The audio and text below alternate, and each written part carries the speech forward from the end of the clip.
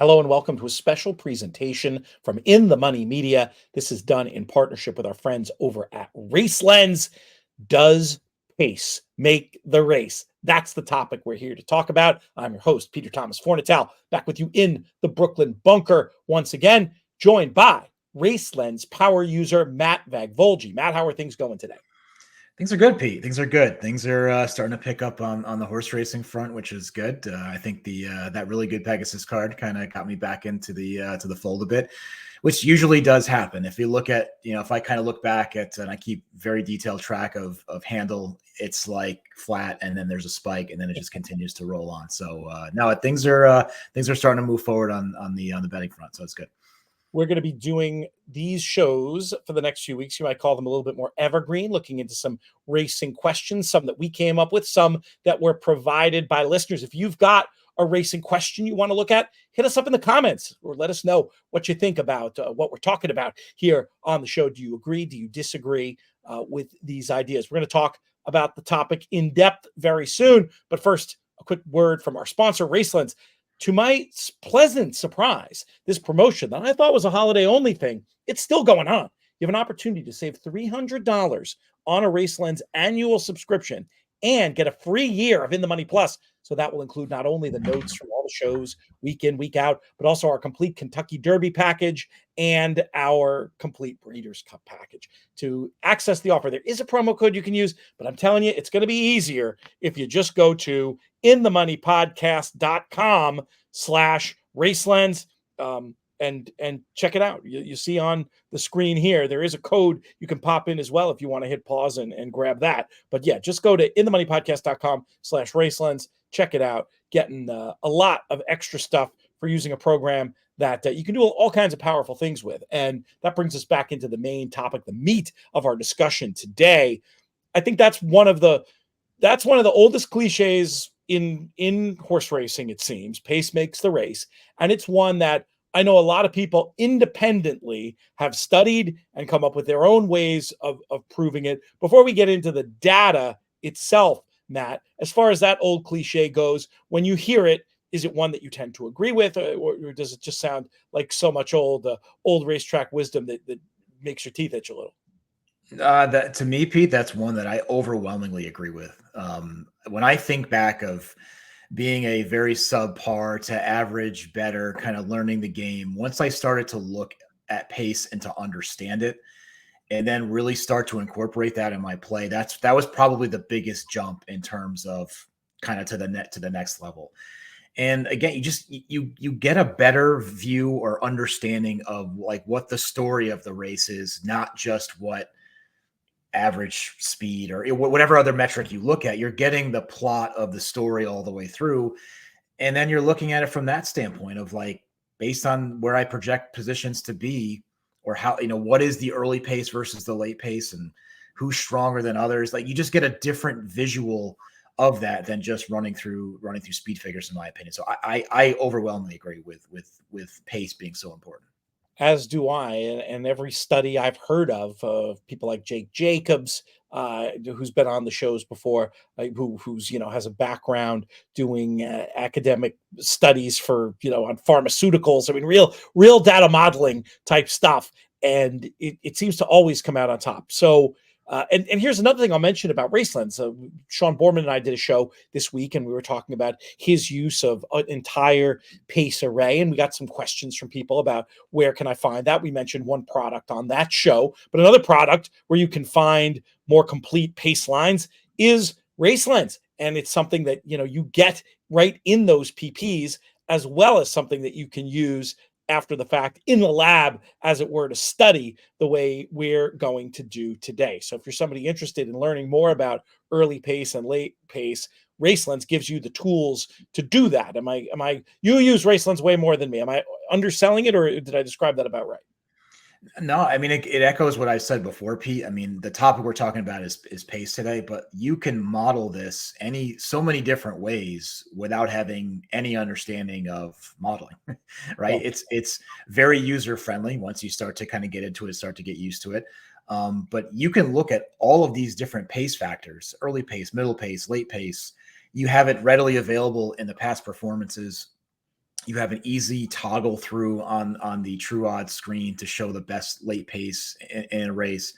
But you can go by track, by jockey. We're going to show some examples of that, of like some scenarios.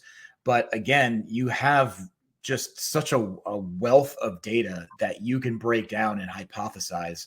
And again, I go back to what I've always said. The reason why I use Racelens, I get this question a lot. It's like, well, Matt, why do you use this product? I like it because it's not telling me who to bet, right? I'm telling it what I want to see and then use my qualitative side of handicapping to decide whether the data is good or not.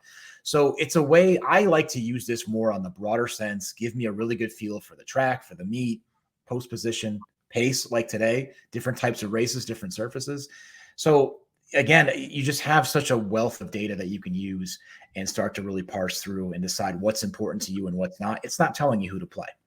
Right. Not a black box. And that's what's fun, because we know from surveys we've done with horse players over the years, people, this is going to sound kind of funny because obviously there are some out there who've got the action gene who may not mind just getting a number and being told what to bet. But our core audience, the horse players, we don't want the final answers. We want help coming up with the final answers ourselves. So when I challenged you with this question, Matt, to use Racelens to show, pros and cons of this does pace make the race concept, where did you decide to begin, and what do you have to show us?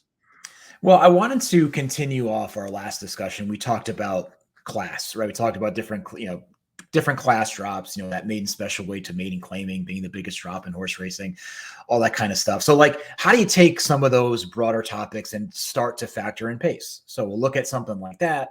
I'll look at it from a jockey's perspective, give you a basic example, I'll show you by tracks.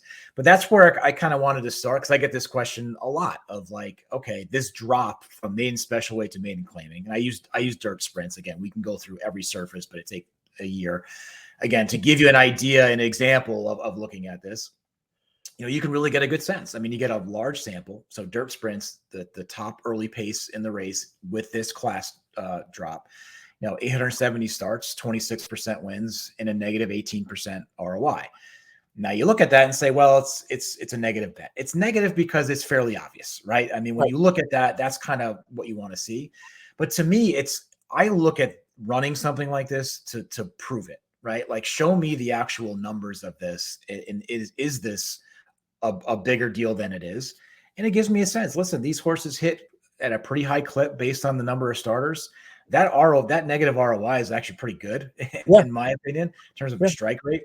So again, when you fold in all these different things that you can look at, two reasons I wanted to show this. Number one, you're combining a couple different ideas, but yeah, early pace against these types of horses with that class drop, right? These horses are in that race for a reason. And if you could have a horse that really puts them to the test early, it proves out to be a successful angle. Would I bet every dollar on it? No, that's where you go broke. But this is an idea, I think, that you can look at to say, hey, does it make a difference? The answer is yes. Very important concept I want to get out here right away. It used to be said, I think it's even in some old school handicapping books, that the idea that like a random bet would lose the takeout. No, no, no, no, no, no, no. There is this market, this ecosystem is such where there are people consistently taking money out of it and winning, to where we could actually test this, Matt. I didn't think to tell you this before, but I'm going to guess a random bet is probably more like minus 40 at this point. This number minus 18 on something so obvious as the best early pace maiden special to maiden claimer, losing just the takeout, that says to me there's some powerful signal here. And again, you're not going to bet it blindly, but you're going to always look at these horses a little, I would at least always look at these horses extra and try to see what other factors there are to try to improve your ROI on a bet like this, because there's certainly signal that there's winners. Do you agree with what I'm saying about the idea of a random bet? Don't get the idea that minus 18 is bad. It's much better than just somebody throwing darts.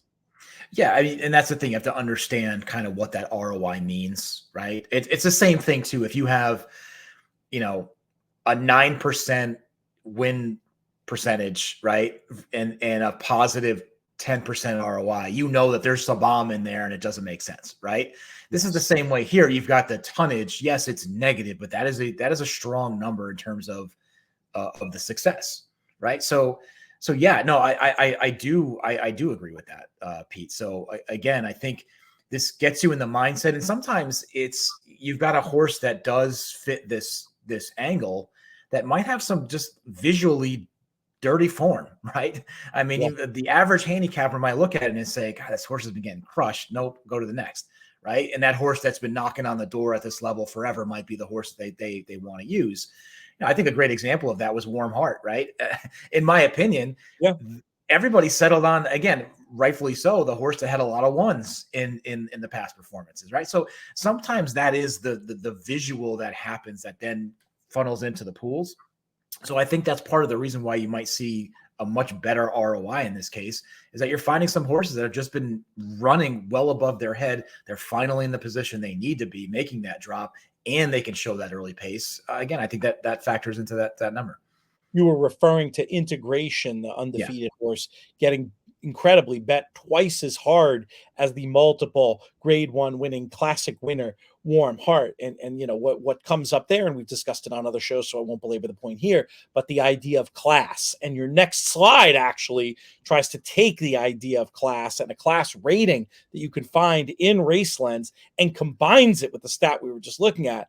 And obviously the number of instances goes way down, but both the ROI and the win take big steps up. I thought this was fascinating. Matt, talk us through this slide. Yeah, again, and what you'll hear a lot from me on these shows is what I call progression angles, right? You're taking something basic and then you're going to the next progression, and then you're just trying to stay to a point where you're not overfitting, but you're coming up with something that's got a really good sample, and you might be able to find some horses that, again, are overperforming what you would expect to be. And yeah, you're absolutely right. I mean, so when you look at this, so again, same class drop, dirt sprint, you can also run angles with the run style of the horse, right? So you've got your early presser, sustain. You can put all of those in there as well. So I wanted to look at this to say, you know what, if you looked at the same type of angle, and this is showing the best early pace, also the top class, the Equibase class rating in this race, you can see how much that changes, right? So again, your point of the class coming into this, making that big drop, it seems very obvious, but I'm sorry, this number tells me that's not as obvious as you may think. And it makes you look at this a little bit differently, because that -9 ROI, I basically call that flat, right? But when you're hitting at a 38% clip, I mean, listen, you start to lean on some of these horses a bit more, or again, it helps you with multi. So you look at this a whole lot of different ways is what I'm trying to say. But yeah, I think this illustrates, once you start to add some layers into it and you add that class layer in there, Pete, with that early pace, certainly makes a huge difference. Consistency of strike rate is something very underrated that people don't really hold up. You know, it's ROI you hear about all the time, and it's not that ROI isn't important, but an ROI that's achieved with 2 bets out of 100 in a year, for most of our viewers and listeners, that's not as appealing as a much lower ROI that you can hit consistently. We're horse players. We want action. And this is the kind of stat that I think you can pay attention to. And part of me wonders if there's some extra strength in that top class rating you get from Racelens that's helping to power this. That's helping to power this number, because it really does surprise me that just adding that changes this stat this much. Another great thing about Racelens is that ability now to drill down and try to find things that might produce something. I don't think you do too much in the way of auto betting, but at least theoretically could produce an auto bet. And you found one that I know you wanted to share with us. Yeah. So again, on that progression, or what if you're out there if you're playing at home, take some of these ideas, but then start to think yourself, like, what tracks do you play? What jockeys do you gravitate towards? Like, do you want to try to look at options, or you just want to see what that data looks like for you? And that's kind of what I did here. And this came about just, I think I was at Saratoga. I was randomly watching a race at Monmouth, and I just kept seeing every time Paco would go to the lead, he had a great clock in his head, and he just knew exactly what he had. And it seems very obvious, but man, this just jumped off the charts to me. When you look at it at turf sprints, Paco Lopez with the top early pace, right? I mean, relatively short sample, right? But looking at 35% wins and a positive 5% ROI, again, a fairly strong positive ROI to something that sounds obvious, but here's why I think this is important. And I've said this a lot too, Pete, is when you're handicapping, you got to look at intent as well, right? So the horse certainly it has that early pace, but do you feel you've got the right pilot to utilize that strength to its best abilities, right? This is what I look for when I run these angles. I want to know, am I confident to know if I've got Paco up on a turf sprint and I see we've got the best early pace, that's probably a horse I'm going to dig a little bit deeper into, because I have confidence that, he's going to get this horse to the lead and utilize that strength in this particular race. So that's kind of how I utilize it. And again, it shrinks the race down to me, right? So then I can concentrate on where I feel, does the data make sense for this horse? Does it not? And again, a lot of times that puts me in a position where I'm going to look at a horse like this to play. This one's really interesting to me. I don't know how many of these races were at Monmouth, but at Monmouth in particular, he catches so much money just because he's Paco. It's unbelievable that he'd be able to be pushing an ROI. I mean, I know the fixed odds guys, were accounting for him and the way the public loves to bet him down there in the prices. Like he was worth, he had his own, what's the term? He had his own alpha. Like they were looking at it in terms of, okay, it's Paco, so it's going to get bet. Now, obviously he rides other places and maybe some of that is coming from there, and Racelens would allow you to drill down further and check. But I mean, this to me, it's a fascinating one, and in exactly the way I like to look at the world. If not necessarily to auto bet, to always make sure you give extra consideration. And then you can use your betting strategy with some of these stats. Maybe this is a place where you bet an extra unit, or you press a little bit, an A+ instead of an A in your horizontals, etc. You did some great work out west at Santa Anita. And what I really like about this is one of them almost seemingly contradicts something I've said about 7 million times on these airwaves. And I'm not sure that I'm wrong, but let's talk about it as we flip to the Santa Anita slide here. And we see, we'll start with the top one, if you want to talk us through what you found when you looked at turf routes at Santa Anita. Yeah, again, giving you a broad view, right? Again, this is the idea, kind of give you the broad view, and you kind of take it the lane that you want to take it and kind of slice and dice the way you want to. And that's what I do. I start to build off of this. But when you look at Santa Anita and you look at turf routes, and I looked at this. So I mentioned before about being able to put the running style of the horse. So I want a horse that's like, okay, is their running style to be not necessarily on the lead, but involved, right? So a horse that's going to be involved mid-pack, something like that, with the best late pace figure. How does that factor out at Santa Anita on the turf when you're looking at routes? 62 starts, 24% wins, and a positive 39% ROI. Incredible. And when you start to drill down in that, then you start to find the right pilots that are really starting to, or are really gravitating to riding these horses to perfection. One that used to be. Do their names end in vowels, Matt? Well, one of them used to be Flavian Pratt at a specific distance, but then my man, who I'm the card-holding club member of the Umberto Rispoli club, he just, again, he goes in stretches. Again, one of my favorite sayings when I talk about using data is nothing works always, right? And you have to remember that. Right. And also, too, that can also provide you some benefit of there's times where an angle will be running so hot, and then you start to see the ROI plateau and start to go down. Then the edge starts to drop even more in terms of the win percentage. It gives you that signal of like when to get off. Like that's something Maloney talks about, right? Of like when to get off a particular angle. And that's how I use this stuff as well. And you can also track that by not just showing a year. You can show 6 months, 3 months, 2 weeks, get that progression of what that looks like. But overall, if you look at a guy like Rispoli, I mean, it's pretty amazing. I call it the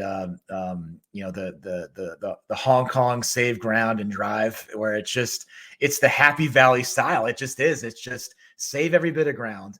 You look like you're going to get completely shut off and have nothing. He dives 6 paths out and just finishes like you've never seen before. And it just seems to happen more times than not. And like, to give a real example, he was struggling for a while, and I felt like he got the right horses. I'm still gonna play.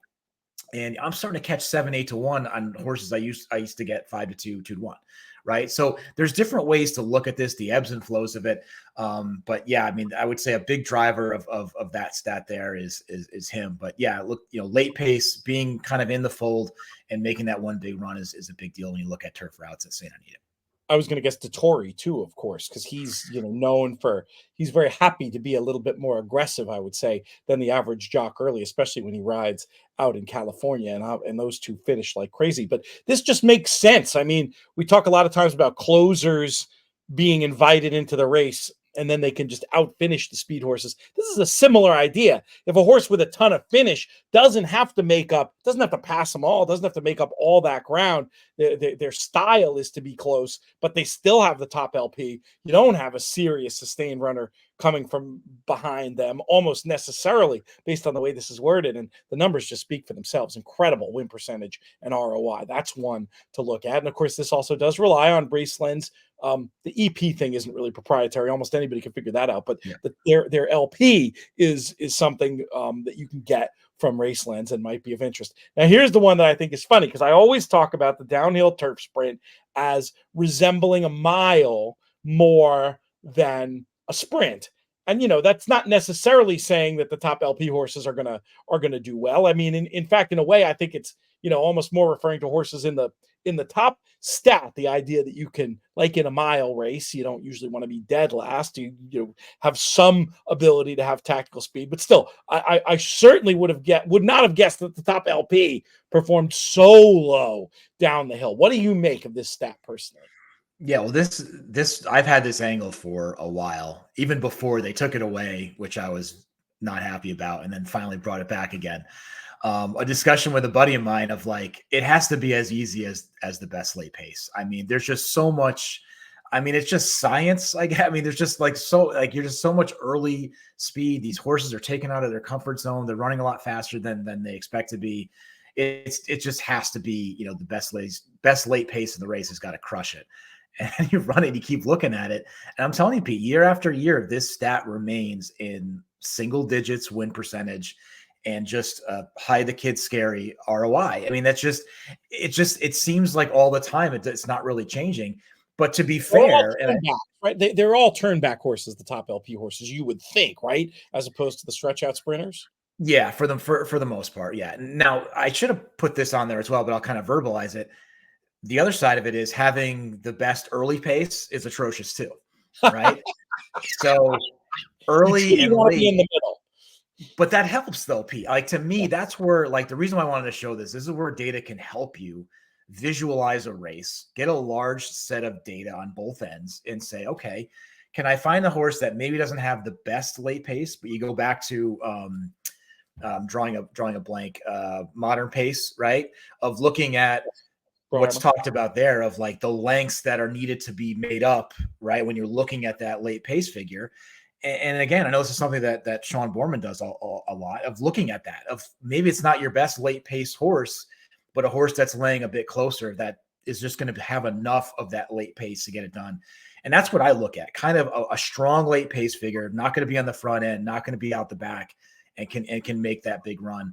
To me, again, that's where I think it helps, right? I think you can kind of look at this data both ways, right? From the coming off the pace or being on the front end, it has not been successful. But finding a strong horse in the middle that lays a bit closer can be helpful.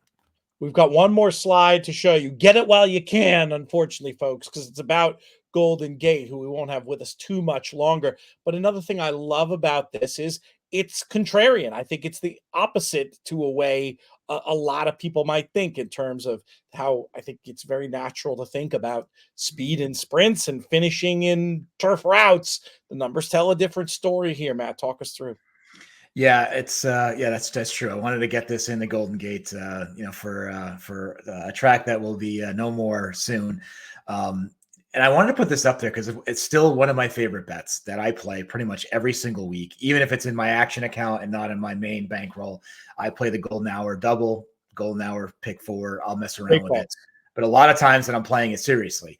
And Pete, I can't tell you how many times I've made significant money in those bets by that top angle right there. Just overwhelmingly, the speed horses are bet in these all-weather sprint races. It's so common. And also too, especially if you look at it from some of these lower level claiming races, you see some of the craziest results, but to me, it's not that crazy, right? Because you look at where the late pace is coming from, and these horses just do tremendously well. Again, a 25% clip on the win end and a positive ROI there. It seems like it should be caught on, but more and more, Pete, I see this as the speed horse, especially if you get Anti-Orgy on the on the front end. It's just right away even money, no matter what. It could be riding my dog, and it doesn't matter. It's still going to get bet, especially if you're on the front end. That's why I like to take a look at some of these horses coming off the pace. And again, when you look at Racelens as this resource, that's where it came up. I just noticed watching races, I'm like, man, these horses are just making up a ton of ground on this all-weather course sprinting. It doesn't seem to be the same on routes. I wonder if there's anything there, right? And that's what I mean about this is not telling you who to bet. This is me doing the research. For a few clicks, I can get a broad array of data. I can go through all the individual races and see kind of what happened. And again, I think it just gives you a really good sense very quickly of what this type of race looks like and run style looks like. And as you said, on the turf is different, right? And again, another thing that I noticed when you look at it from the front end, these horses just, again, just rip off a nice clip of 33% and a nice positive 9% ROI of having the best early pace in these turf routes. Just seem to let these horses go a lot. It's kind of like New York a little bit. It's like whoever wants to take control of the race and go, it's everybody else is starting to go crazy at the far turn. And again, it just seems like these horses just have enough. So a couple different angles when you look at surfaces there, but I thought the all-weather sprint, Pete, was something that I noticed and something I made quite a bit of money on.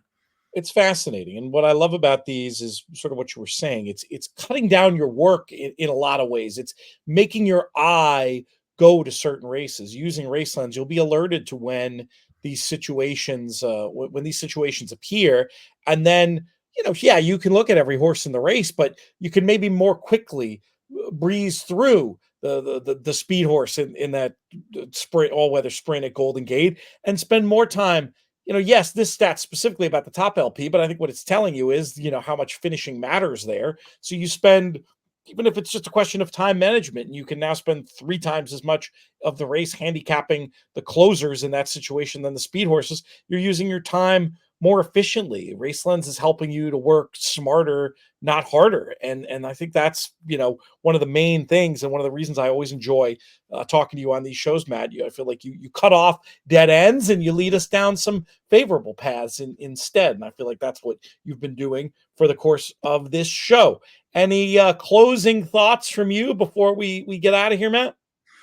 No, just looking forward to. I think that the best of horse racing is starting to get moving, which is always a good feeling, both domestically and overseas. So no, just looking forward to playing some good races coming up. And again, if you have anything you're thinking of or you want to take a look at, feel free to reach out to us, and happy to put it up on the show too. If you have anything that you're curious about and you want to take a look at, we're happy to run through it. Put it in the comments, people, please, and sign up for our In the Money Media YouTube channel, inthemoneypodcast.com, for free analysis every day, as well as all the podcasts. And then, of course, you can just listen to us too, wherever you get your podcast, the audio component of the show. Before we get out of here, I will tell you one more time about this cool promotion, if I can scroll back to the right place. Basically, it's an opportunity to get $500 extra worth of value between the $300 you save on Racelens and the $200 subscription to ITM Plus. So you'll get all our Derby and Breeders' Cup coverage. This is a pretty phenomenal value. There's never been a better time to try Racelens. There is a promo code you can use. But if I'm you, I save myself the trouble of writing all that down. And I just go to inthemoneypodcast.com/Racelens. So glad you could join us here today. Again, leave a comment. Let us know what you think, what other angles you want to hear us cover. We're here for it. Really appreciate everybody who tuned in today. Really appreciate Matt Vagvolgyi and our friends over at Racelens, Equibase, especially Rhonda Norby, for helping us put this together and bring you this content, which I think is pretty cool. For Matt Vagvolgyi, I'm Peter Thomas Fornatal. May you win all your photos